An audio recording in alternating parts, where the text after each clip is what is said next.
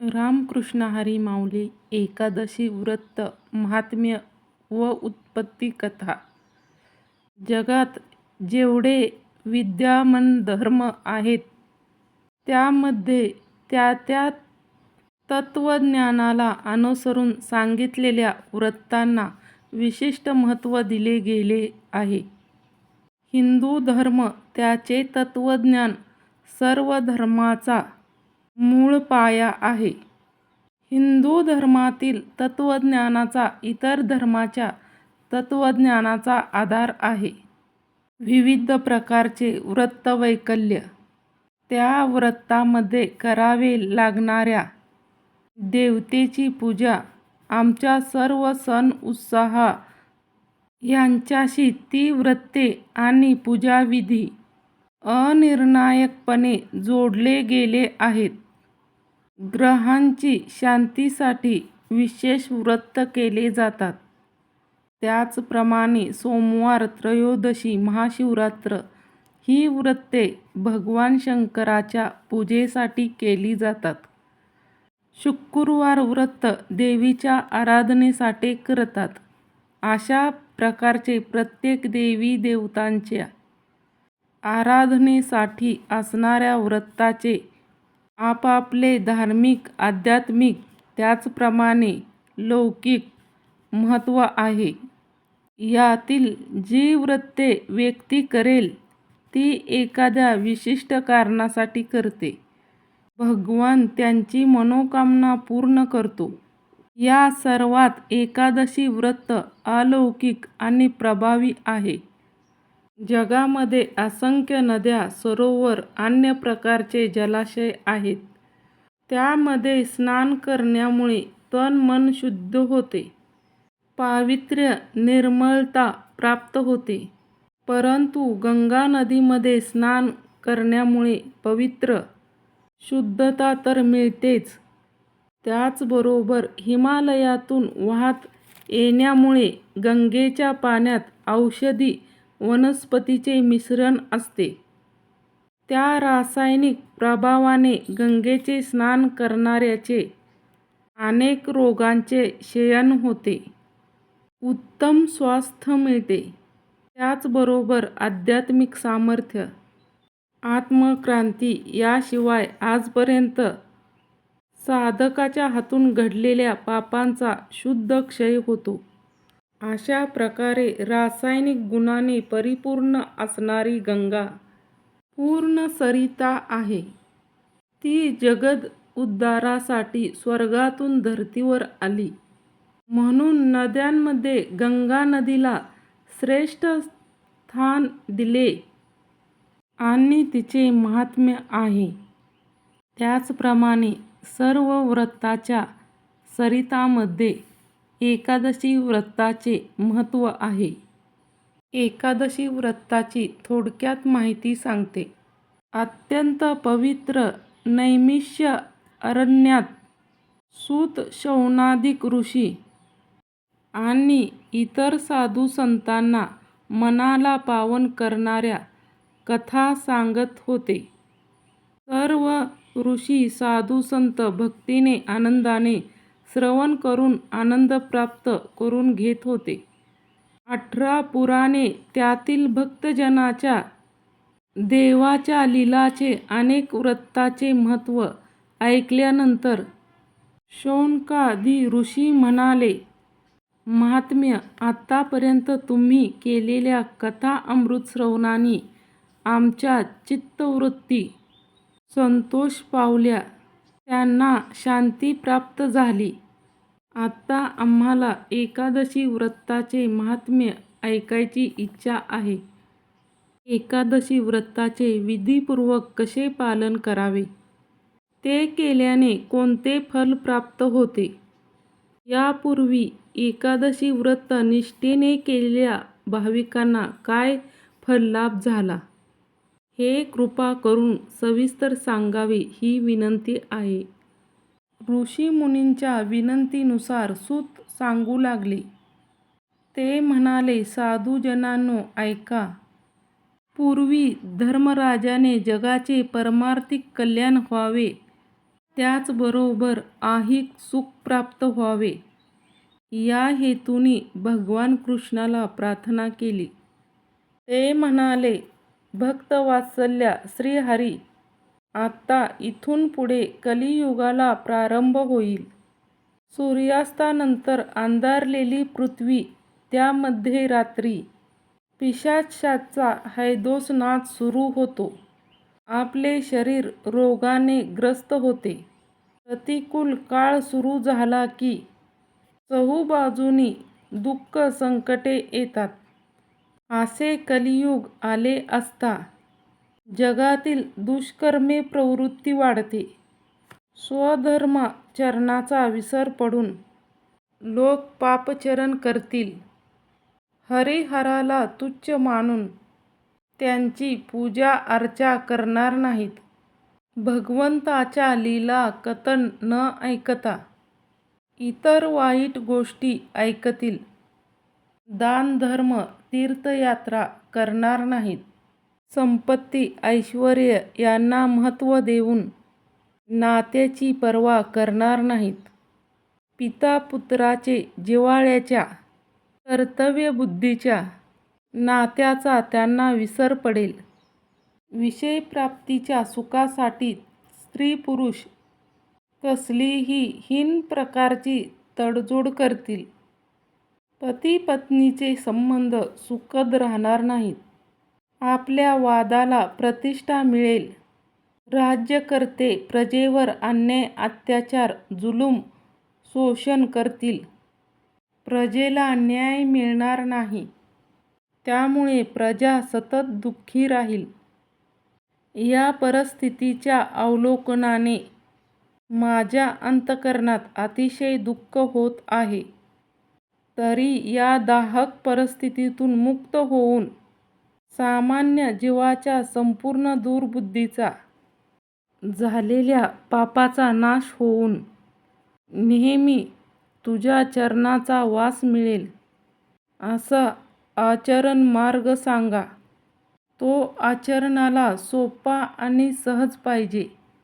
हे देवकीनंदन, एकादशी व्रत विधीमध्ये कोणत्या देवतेचे कशा प्रकारे पूजन केले जाते?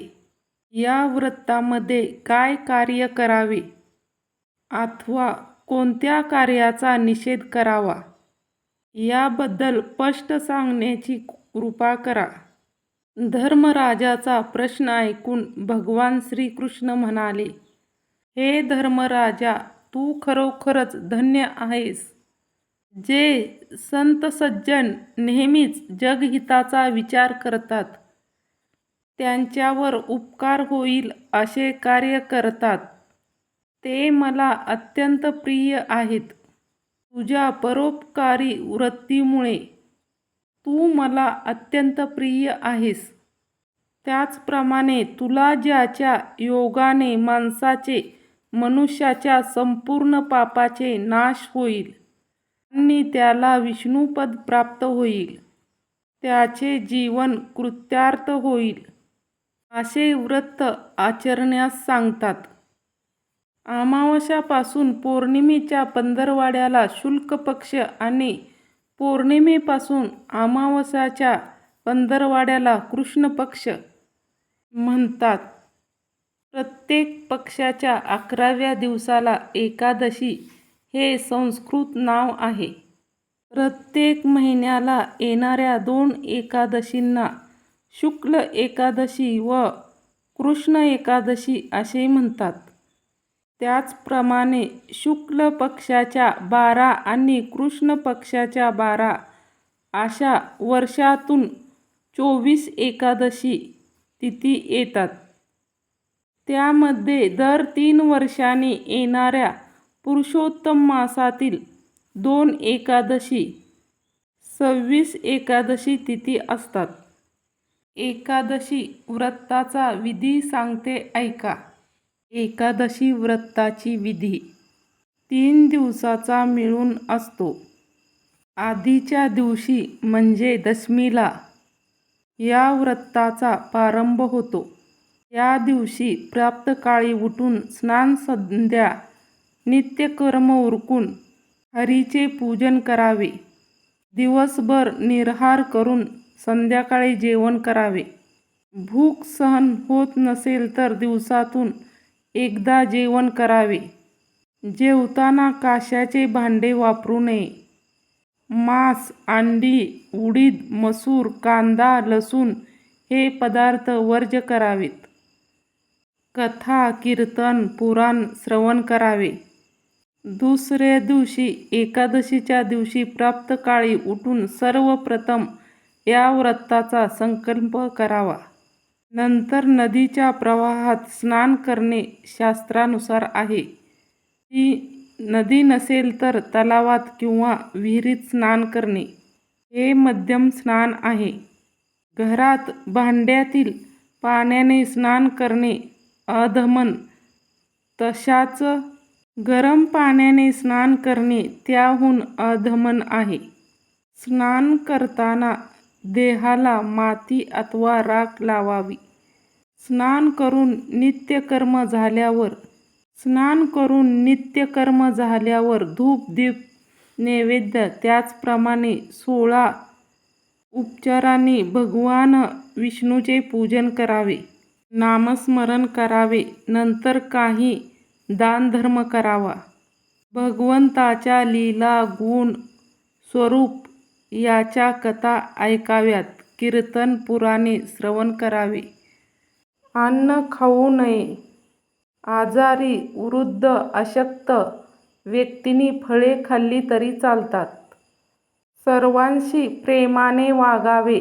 चोरी करणे, खोटे बोलणे, हिंसा करणे, वाद घालणे यासारख्या गोष्टी स्वतः करू नये. दुसरा कोणी करत असेल तर त्यांच्याशी संभाषण करू नये. त्याचप्रमाणे पानाचा विडा, तंबाखू खाणे, दिवसा झोप घेणे या गोष्टी वर्ज्य कराव्यात. रात्री कीर्तन, भजन, सत्संग, नामस्मरण करावे. आपल्या हातून घडलेल्या अपराधाची देवाकडे क्षमा मागावी. रात्री हरिगजर करावा. तिसऱ्या दिवशी द्वादशीला प्रातःकाळी लवकर उठून स्नान करून देवाची, ब्राह्मणाची पूजा करावी. दानधर्म करून ब्राह्मणाला भोजन द्यावे, दक्षिणा द्यावा. मग स्वतः भोजन करावे. तेही दिवसातून एक वेळाच करावे. व्यायाम एकादशीला वर्ज्य करावे. भगवान श्रीकृष्ण म्हणाले, हे धर्मराजा, याचप्रमाणे एकादशी व्रत विधिपूर्वक केल्यावर काय पुण्यफळ मिळते ते ऐक. दानाने पुण्य मिळते, पण व्यतिपातावर केलेले दान लाखो पटीने पुण्यदायक ठरते. हीच दाने संक्रांतीच्या पर्वकाळावर केली असता चौपट पुण्य मिळते. चंद्र, सूर्य यांच्या ग्रहणासमयी ह्याच दानाने 100 पट पुण्य मिळते. तीर्थक्षेत्रावर शुभ मुहूर्तावर केलेली हरिदाने 1000 पटीने पुण्य मिळवून देतात. 10 ब्राह्मणांना भोजन घातल्याने मिळणारे पुण्य एका ब्रह्मचार्याला भोजन घातल्याने मिळते. त्याहून भूमिदान करणाऱ्याला विशेष पुण्य मिळते. भूमिदानाच्या बरोबरीने कन्यादानाचे पुण्य मिळते.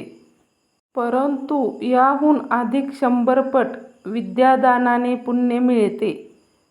त्याहून अधिक लाखोपट अन्नदानाने पुण्य मिळते. भगवान म्हणाले, सर्वात श्रेष्ठ अन्नदान आहे.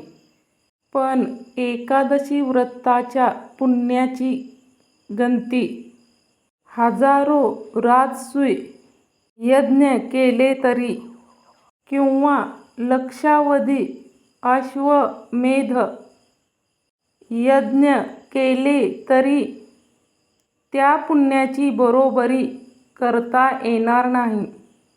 एवढे एकादशी व्रताचे महात्म्य आहे. श्रीकृष्ण भगवान म्हणाले, हे धर्मराजा, जरी सहजासहजी भक्तीने या एकादशी व्रताच्या दिवशी उपवास आणि जागरण घडले तरी त्या भाविकाला अनंत जन्माचे पुण्य मिळते. या व्रताच्या महात्म्याचे श्रवण ज्यांना घडते तेही पुण्यवान होतील. एकादशी व्रत उद्यापन. अनेक वर्षे एकादशीचे व्रत विधिपूर्वक करण्यानंतर एकादशी व्रताचे उद्यापन केल्याशिवाय ते सिद्ध होत नाही. त्यामुळे नियमित रूपाने एकादशी व्रत करणाऱ्या भाविकांनी कोणत्याही विद्वान ब्राह्मणाच्या अधिपत्याखाली उद्यापनाचा शास्त्रोक्त पद्धतीने उपचार अवश्य केला पाहिजे. एकादशी व्रत उद्यापनाच्या वेळी श्री विष्णूचे विशेष पूजन आराधना करावी लागते. यज्ञ हवन अनिवार्य असते. उद्यापनाच्या दिवशी व्रतधारक पती पत्नीने स्नान करून पांढरे शुभ्र कपडे परिधान करावेत. पूजास्थानी पूजेची सजावट करावी. सर्व पूजा सामग्री व्यवस्थित लावून घ्यावी. पूजा करताना जवळ हाताशी सर्व सामग्री असावी. विष्णू लक्ष्मी यांच्या षोडशोपचाराने आराधना करून शांतीपाठ करून झाल्यावर गणेशाची पूजा करावी आणि नंतर सर्व विधी चालू होतात. एकादशी व्रत उद्यापन पूजेचे वेळी कलशामध्ये तांदूळ भरून अष्टदळ कमळ तांदळावर रेखून त्यावर कलश ठेवावा. विष्णू आणि लक्ष्मी त्याचप्रमाणे भगवान कृष्ण, श्रीराम, अग्नी, इंद्र सर्व देवतांना आवाहन केले जाते आणि प्रत्येकाला वस्तू अर्पण केली जाते. त्यानंतर हवन केले जाते. अशा प्रकारे विधिपूर्वक केले जाते एकादशी व्रत. भाग्यशील पुरुष आणि स्त्रीला मनपसंत फलप्राप्ती करून देते. शंखोद्गार तीर्थात स्नान केल्यानंतर भगवान विष्णू दर्शन होण्याचे जे फळ मिळते ते एकादशी व्रताच्या 16व्या भागासमानही नाही, हे शास्त्राचे मत आहे. भगवान श्रीकृष्णाच्या मुखातून ह्या सर्व गोष्टी ऐकल्यानंतर धर्मराज युधिष्ठिर हात जोडून म्हणाले, हे भगवान श्रीकृष्ण, आपण हजारो गायी दान देण्यामुळे लाभणारे पुण्य एकादशी व्रताच्या महात्म्यापेक्षा अधिक नाही. त्यामुळे प्रभू कृपा करून सर्व तीर्थांमध्ये एकादशी तीर्थ उत्तम का मानले जाते हे समजावून घेण्याची मला तीव्र जिज्ञासा आहे. एकादशीचे महात्म्य. भगवंताच्या मुखातून ऐकल्यावर धर्मराजाला एकादशी कोण, तिची निर्मिती कशी झाली याबद्दल जाणून घेण्याची जिज्ञासा झाली. ते जाणून भगवान सांगू लागले, पूर्वी कृतयुगामध्ये नाडीजंध नावाचा महाबलवान दैत्य, पण अत्यंत दुष्ट, क्रूर, भयानक होता. त्या दैत्याला मूर नावाचा पुत्र होता. तो आपल्या पित्यापेक्षा बलवान, जास्त भयानक, दुष्ट, क्रूर कर्माचा होता. त्या दैत्याने इंद्र, आदित्य, वसु, वायू इत्यादी देवतांना पराभूत करून स्वर्गातून पळवून लावलं. तेव्हा इंद्र भयभीत होऊन सर्वांना घेऊन भगवान उमापती शंकराला आपली व्यथा सांगण्यासाठी कैलास पर्वतावर गेला. तेथे जाऊन हात जोडून त्याने मूर दैत्याची हकीकत सांगितली. इतर देवही हात जोडून आपल्यावर केलेला अन्याय सांगू लागले आणि सहाय्य करण्याची विनंती करू लागले. इकडे मूर दैत्य जिंकलेल्या जगावर अखंड राज्य करावे व कायम सुख वैभव भोगावे या इच्छेने तपश्चर्या करण्यासाठी व अमरत्व प्राप्त करण्यासाठी मेरू पर्वतावर गेला व तेथे उग्र तपश्चर्या करू लागला.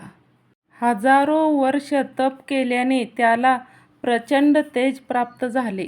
त्रैलोक्याला ते असह्य होऊ लागले. त्याचा प्रभाव कमी करून देवांना विश्वाला जगणे सुसह्य व्हावे म्हणून सर्व देव भगवान शंकराची प्रार्थना करू लागले.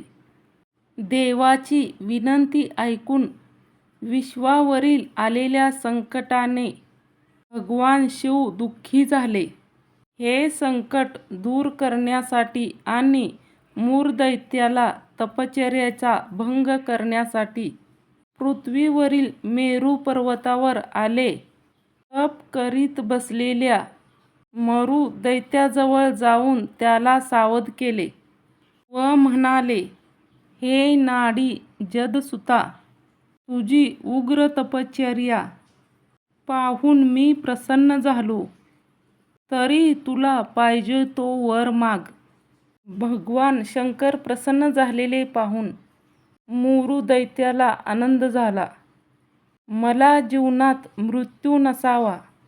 यावर भगवान शिव म्हणाले, दैत्यराज, जगात जो जन्माला येतो तो निश्चित मृत्यू पावतो. जन्माबरोबर मृत्यू असतोच. परंतु कोणाच्या हातून मृत्यू नको ते सांग. मी त्याप्रमाणे वर देईन. त्यातल्या त्यात भगवान शंकर वरदान देतात, हे पदरात पाडून घ्यावे व त्यात समाधान मानावे. म्हणून मूरू दैत्य म्हणाला, भगवान, आपण मला वरदान देणार असाल तर मला पशु पक्षी देव दैत्य यक्ष किन्नर गंधर्व नवग्रहादी देवता चौरवाणीत जन्मलेले जीव स्त्री पुरुष यांच्याकडून मृत्यू नसावा. तथास्तु म्हणून शंकर अंतर्धान पावले. शंकराच्या वरामुळे मूरू दैत्य अधिक उन्मत्त झाला. त्याच्या अत्याचाराला हिंसाचाराला मर्यादा उरली नाही. त्याच्या अत्याचाराची कृत्याला केवळ पृथ्वी नव्हे तर आकाश पाताळ अपुरे पडू लागले. त्याच्या हिंसाचाराने अत्याचाराने जग हैराण झाले. ते पुन्हा शंकराकडे आले. म्हणाले, देवा, तुम्ही दिलेल्या वराने मूर दैत्य अधिक शिरजोर उन्मत्त निर्भय झाला आहे. आमची त्याच्या छळातून मुक्तता करा. आम्ही त्रस्त झालो आहे. देवाची विनंती ऐकून शंकर भगवान म्हणाले, तिन्ही लोकांचा स्वामी, भक्ताच्या सर्व दुःखाचा नाश करणाऱ्या श्री विष्णूला आपण शरण जाऊ. तोच या महान संकटाचे निवारण करील. असे म्हणून सर्व देवता एकत्र येऊन क्षीरसागराकडे गेले. तेथे शेषाची शय्येवर भगवान विष्णू शयन करत होते. सर्व देवांनी हात जोडून विनम्रपणे स्तुती केली आणि विनंती करीत म्हणाले, हे शंख चक्र गदा पद्म तुळशी माला धारण केलेल्या देवाधिदेवा, आपल्या चरणी कोटी कोटी प्रणाम. दैत्याच्या अत्याचाराने भयभीत होऊन त्याच्यातून मुक्तता व्हावी म्हणून आपल्याकडे आलो आहे. या मदोन्मत्त दैत्याच्या जुलमातून सहज लीलेने बाहेर काढणारा तू एकटाच सामर्थ्यवान आहेस. तुझे भक्त संत सज्जन सर्व या जुलुमाचे पीडित आहेत. या सर्वांचे रक्षण करून धर्मरक्षण तू करावे, ही तुला विनंती आहे. देवांचे कळकळीचे भाषण ऐकून भगवान विष्णू म्हणाले, हे देवदेवतांनो, तुम्ही निर्भय व्हा. धर्मरक्षण करून दुःखितांचे दुःख दूर करणे, संत सज्जनांना, देवदेवतांना सुखी करणे हे माझे कर्तव्य आहे. आत्ता तुम्ही माझ्याबरोबर त्या मोरू दैत्याच्या चंद्रावतीनगिरीला चला. मी त्याच्याशी युद्ध करतो व त्याच्या अधश्चराने उन्मत्त झालेल्या दैत्यांनाही पराभूत करून त्याचा नाश करतो. तुम्ही आपापल्या शक्तीनुसार कामात मला सहाय्य करा. तुमचे संकट दूर होईल. त्याचप्रमाणे श्री विष्णूंनी देवांना अभय होऊन धीर दिला. ते ऐकून सर्व देव उत्साहित होऊन युद्धासाठी चंद्रावती नगरीकडे निघाले. नगरीजवळ येताच देवांनी नगरीला वेढा दिला. हे वर्तमान मोरू दैत्याला समजले. तो आपले अपरंपार सैन्य घेऊन युद्धासाठी नगरीबाहेर आला. दोन्ही सैन्य एकमेकांसमोर उभे राहून आपले युद्धकौशल्य दाखवू लागले. परंतु देवांनी हजारो दैत्य सैन्य मारले. ते पाहून दैत्य क्रोधित झाला. त्याने देवावर बाणाचा वर्षाव करून त्यांना 10 दिशा पळविले. ते पाहून भगवान विष्णूंनी बाणाची अखंड वृष्टी करून दैत्यांना त्राही करून सोडले.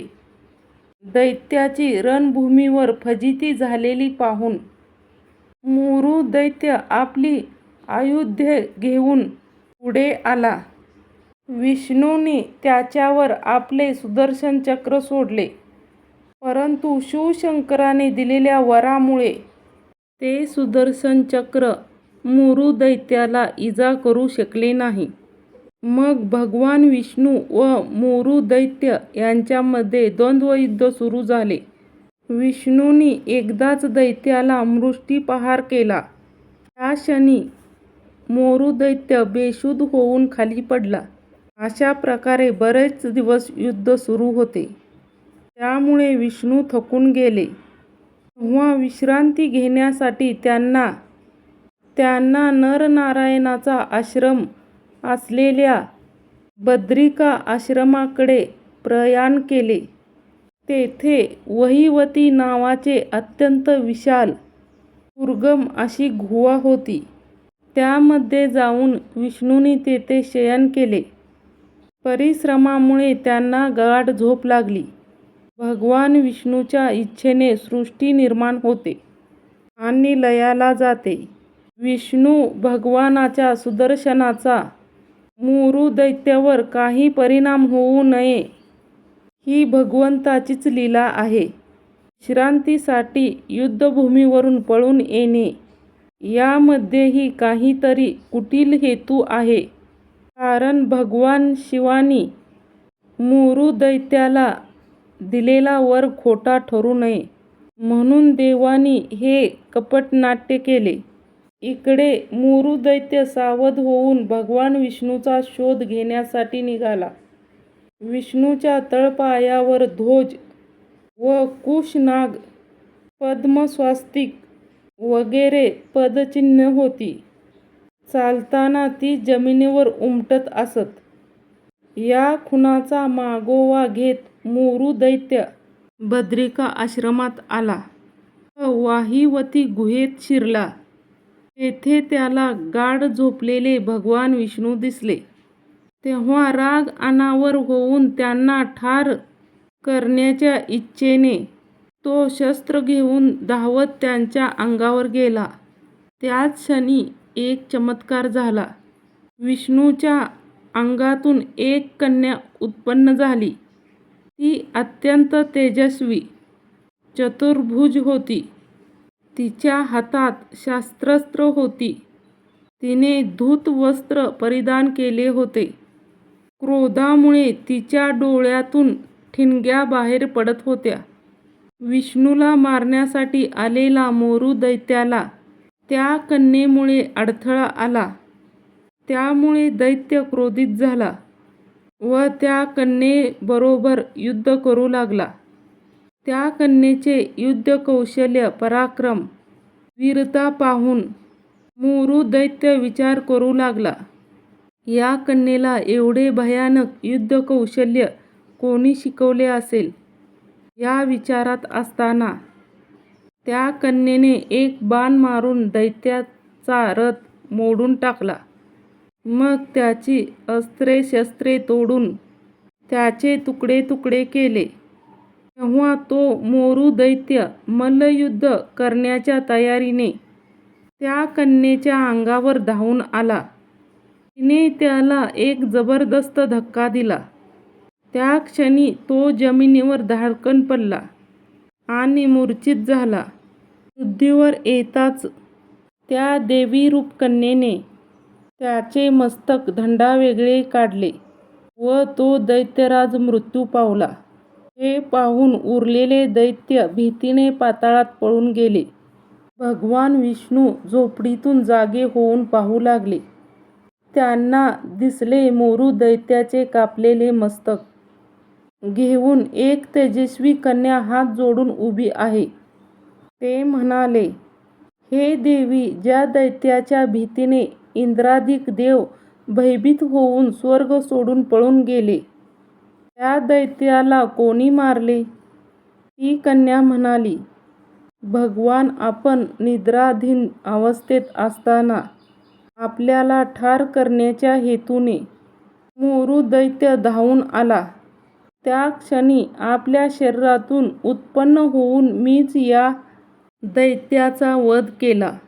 विष्णू म्हणाले, हे देवी, तू पराक्रमाने या महाबलाढ्य दैत्याला मारलेस.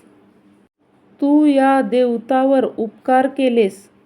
आता तू तुझ्या इच्छेप्रमाणे वर माग. तेव्हा देवी म्हणाली, भगवान, आपण वर देऊ इच्छिता तर अवश्य द्या. तो म्हणजे जो माझे व्रत करील त्याचे सर्व पाप नष्ट होईल, त्याला मोक्षप्राप्ती व्हावी. माझ्या तिथीला रात्री भोजन करणाऱ्याला अर्धे फळ आणि दिवसभरात एकदा भोजन करणाऱ्याला अर्धे फळाचा लाभ व्हावा. जो व्यक्ती भक्तिभावपूर्वक माझे व्रत करण्याचा निश्चय करील, त्याला आपला विष्णुलोक प्राप्त व्हावा. दिवसभर उपवास करणाऱ्याला धर्म, धन आणि भक्तीचा लाभ व्हावा.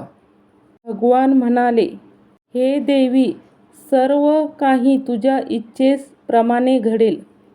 तुझे आणि माझे भक्त एकच असतील आणि ते जीवनात सर्व सुखाचा यथेच्छ उपभोग घेतील. मृत्यूनंतर माझ्या लोकात, विष्णू लोकात येतील. कारण तू एकादशीच्या दिवशी उत्पन्न झाली आहेस म्हणून तुझे नाव एकादशी असेल. तू मला सर्व तिथीमध्ये